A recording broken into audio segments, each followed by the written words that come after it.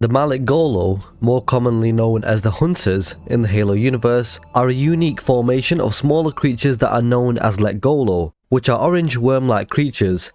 Lekgolo were known to group together and form a Maligolo for protection during combat. Due to the form's increased strength at the cost of maneuverability, when grouped together, the intelligence of the Maligolo colony is increased with every additional Lekgolo. So I'm your host Abz, and in this video I'll be breaking down the lore behind the Hunters from Halo. So if you'd like to see more Halo lore videos, be sure to smash that like button, and if you do enjoy the video, consider subscribing for more lore related content. It was there that we discovered the Lekgolo's secret.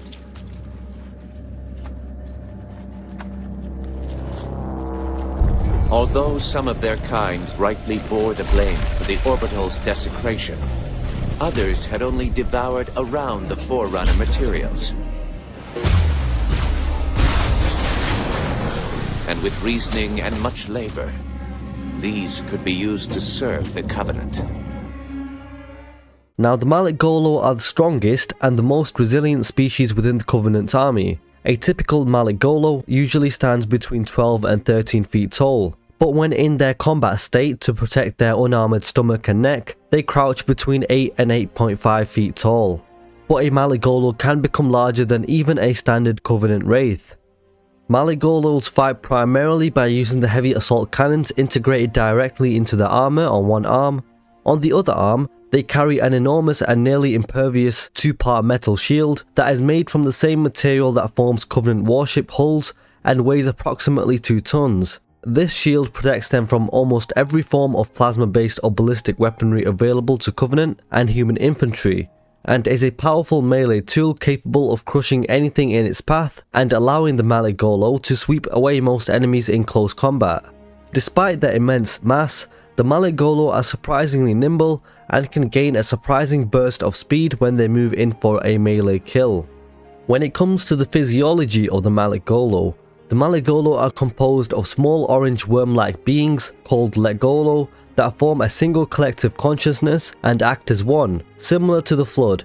Lekgolo are unintelligent at the most basic level, but they can form complex thoughts and emerge as a conscious individual when they combine into larger masses.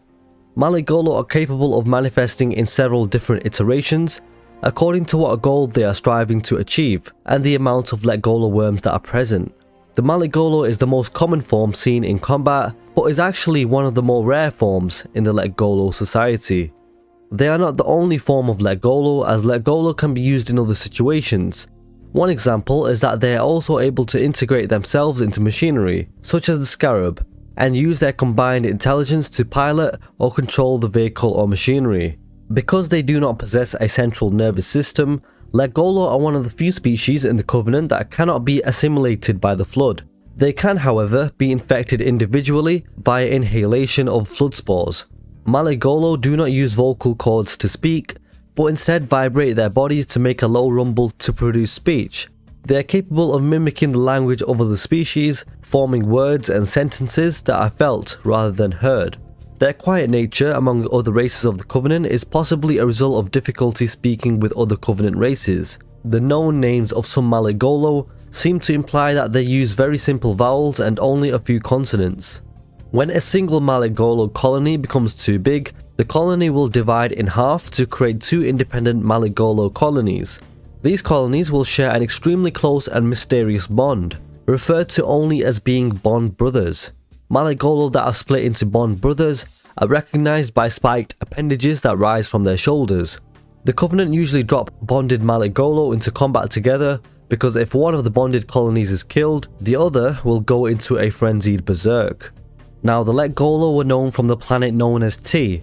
This was their home world, but unfortunately the Covenant discovered it during a Covenant Age of Conversion and intended on mining its riches, but the Covenant faced heavy resistance from the Maligolo.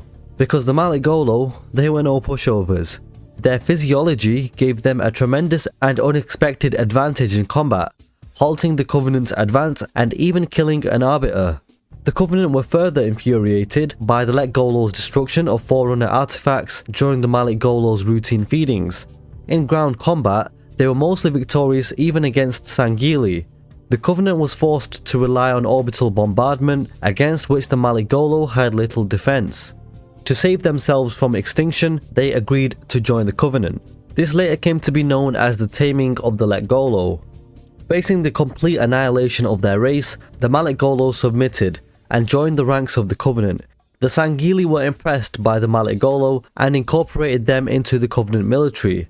Individual Lekgolo worms were used by the Sanshayun priests to explore the electrical pathways deep inside the Forerunner Dreadnought on High Charity. The Lekgolo followed their own cultural traditions rather than the religion of the wider Covenant. They never associate or communicate with the other races in the Covenant Empire and are dismissive, contemptuous, and arrogant towards them.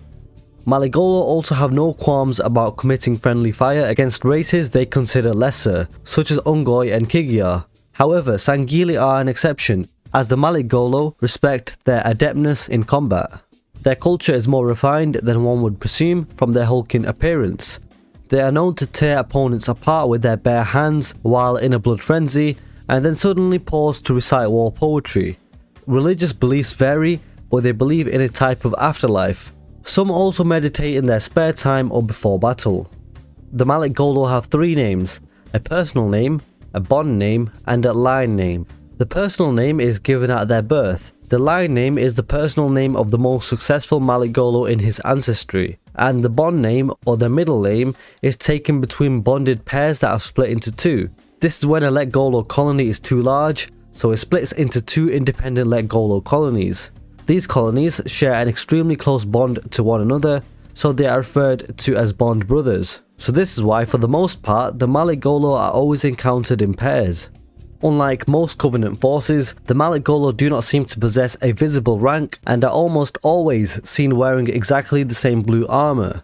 The only exception are the gold armored Maligolo that are found in Halo 3 ODST. Whether there is any other significance to this is unknown.